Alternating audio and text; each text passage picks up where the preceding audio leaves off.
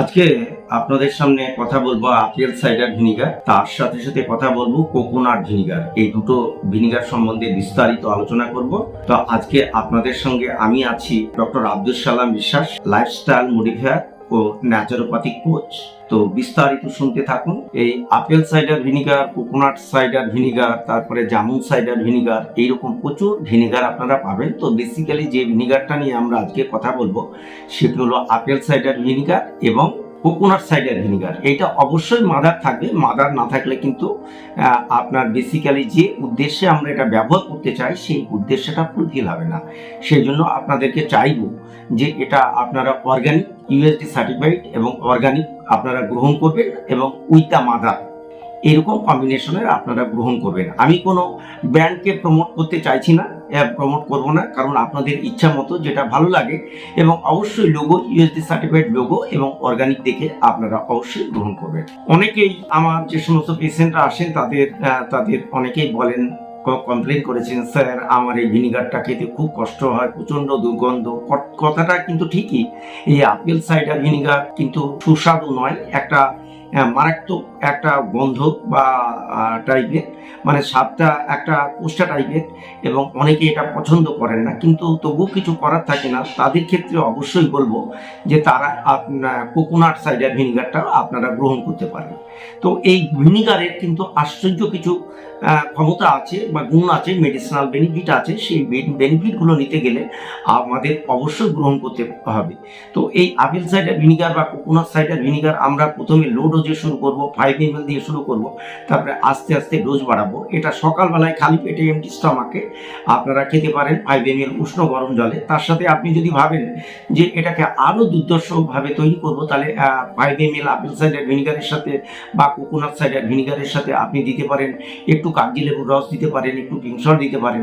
সেই হিসাবে যদি আপনি অ্যাড করেন, আবার যদি ভাবেন একটু আদার রস দেবেন, সেখানেও কিন্তু একটু আদার রস যোগ করেও কিন্তু এটা গ্রহণ করতে পারেন। তাহলে কিন্তু আপনাদের একঘেয়েমি চলে যাবে এবং আপনাদের বেসিক্যালি যে আপেল সাইডার ভিনিগারের যে সমস্ত মেডিসিনাল যে বেনিফিটগুলো সেইগুলো কিন্তু আপনারা পেতে থাকবেন।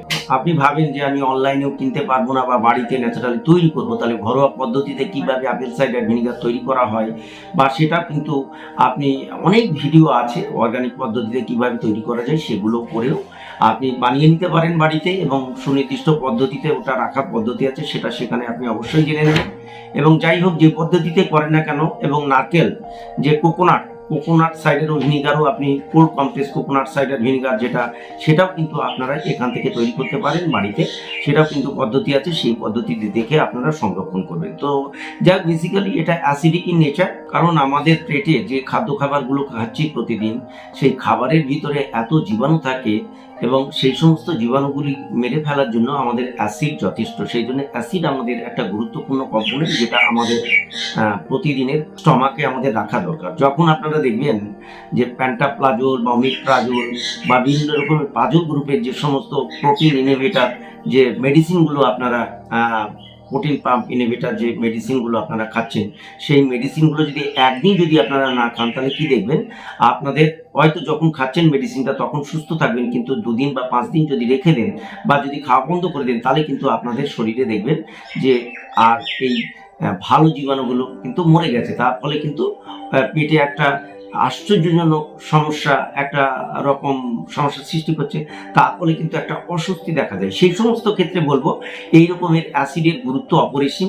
এই অ্যাসিডটা যদি লো ডোজে শুরু করবেন, অ্যাডাপ্টেশন করবেন এবং সেই পদ্ধতিতে লো ডোজ মেনটেন করে যদি আপনারা সারাদিনে একবার 5 দিন, তারপরে পরের 5 দিন আপনার 10 ml, তারপরের 5 দিন আপনি 15 ml, এইরকম কন্টিনিউয়াস যদি আপনারা বাড়াতে পারেন, তাহলে খুব সহজেই আপনাদের বডিতে অ্যাডাপ্টেশন হয়ে যাবে এবং সুনির্দিষ্ট পদ্ধতিতে আপনারা গ্রহণ করতে পারবেন এবং মেডিসিনাল যে বেনিফিট আছে আপেল সাইডার ভিনিগার এবং কোকোনাট সাইডার ভিনিগার, সেগুলো কিন্তু আপনারা পেতে পারেন। আমাদের পেটে যে স্টমাকে যে অ্যাসিড তৈরি হয়, হাইড্রোক্লোরিক অ্যাসিড, সেটা কিন্তু একটা কম্পোনেন্ট অ্যাসিডিক ইন নেচার, এবং সেখানে প্রায় তাদের অ্যাসিড ইন নেচার পিএইচে প্রায় 3-এর মতো থাকে। তো বেসিক্যালি যে খাবারগুলো যেগুলো খায়, আমাদের জীবাণু যেগুলো থাকে, সেইগুলোকে মেরে ফেলার জন্য অ্যাসিডিক মিডিয়ামটা থাকে।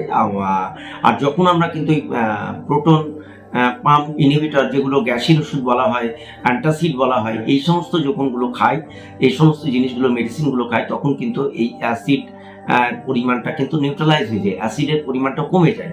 এবং কমে গেলে তখন কি হবে, অন্যান্য জীবাণুগুলোর বসবাস বেশি বেড়ে যায়। সেই সমস্ত ক্ষেত্রে তার পেটে কিন্তু অস্বস্তি এবং গ্যাসের পরিমাণটা আরোই বেড়ে যায়। তাই বলবো সেই সমস্ত ক্ষেত্রে এটার গুরুত্ব অপরিসীম।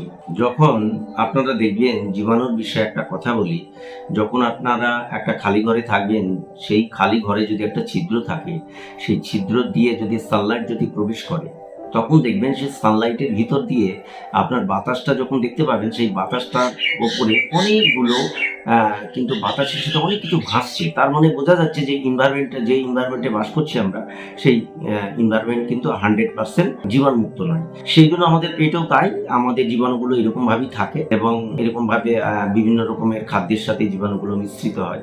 তো এটা একটা খুব ইন্টারেস্টিং জিনিস। যখন দেখবেন যে চোর ডাকাত কোনো একটা জায়গায় চুরি করতে যায়, সেখানে চোর ডাকাত শুধু চুরিই করে যাচ্ছে, সেখানে কোনো থানা নাই, কোনো পুলিশ নাই বা কোনো ফোর্স নাই, তাহলে কেমন হয়? তাহলে সেই রকম ব্যাপার, এইরকম একটা ঘটনা সিমিলারিটি যে আমরা টানতে পারি, সেই রকম ঘটনাটা তো ঘটে। তো তাই এখানে অবশ্যই অ্যাসিডের দরকার আছে। সেই অ্যাসিড যদি আমাদের না থাকে, তাহলে কিন্তু আমাদের জীবাণু আমরা মারতে পারবো না। সেই জন্য সবকিছুই দরকার আছে, সেই পদ্ধতি অনুসরণ করে কিন্তু আমাদের অ্যাসিডটা গ্রহণ করি, কারণ আমাদের পেটের অ্যাসিড 3-এর কাছাকাছি সেই অ্যাসিড থাকে, কারণ হচ্ছে যে আমাদের পেটে জীবাণুকে ধ্বংস করার জন্য।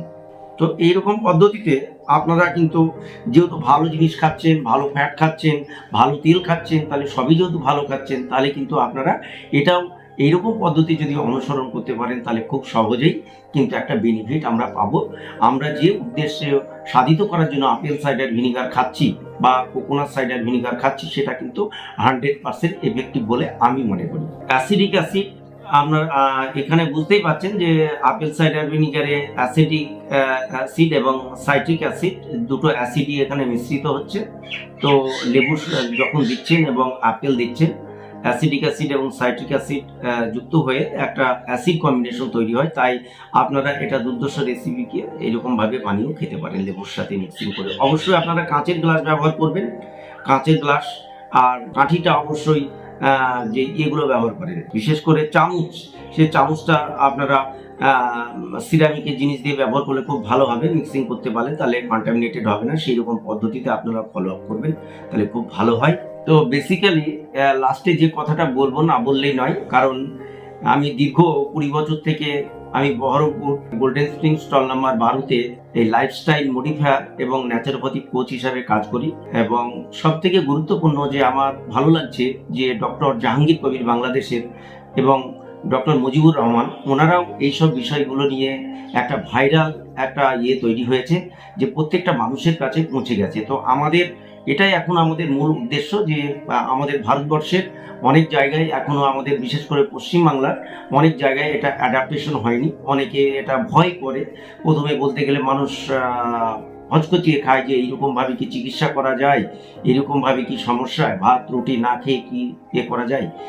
তো এটা একটা খুবই একটা পজিটিভ দিক। যাই হোক, আমি শুরু করেছি এবং তাতে দেখা যাচ্ছে যে আমার এই 20 বছরের জীবনে প্রায় 5,000-এর মতো রোগীকে আমি সুস্থ করতে পেরেছি। তো আমি ডক্টর জাহাঙ্গীর কবির এবং ডক্টর মুজিবুর রহমান যারা এইসব বিষয় নিয়ে কাজ করে, তাদেরকে থ্যাঙ্কস জানাই। আপনারা যে কাজগুলো করছেন তার জন্য আপনাদেরকে সকলকে ধন্যবাদ। এবং তার সাথে সাথে ওয়েস্ট বেঙ্গলে, বিশেষ করে পশ্চিমবাংলায় কিন্তু সেই রকমভাবে আপনাদের মতো কেউ উদ্যোক্তা আমি পাইনি। তো আমি নিজেই যেহেতু একটা লাইফস্টাইল মডিফায়ার হিসেবে কাজ করি, সেই জন্য আমার খুব আগ্রহ যে মানুষকে উইদাউট মেডিসিনে কিভাবে সুস্থ করা যায়, সেই বিষয়ে আমি পথ চলা শুরু করেছি। তো সবাই ভালো থাকবেন, সুস্থ থাকবেন, আবার দেখা হবে নতুন কোনো বিষয়ে।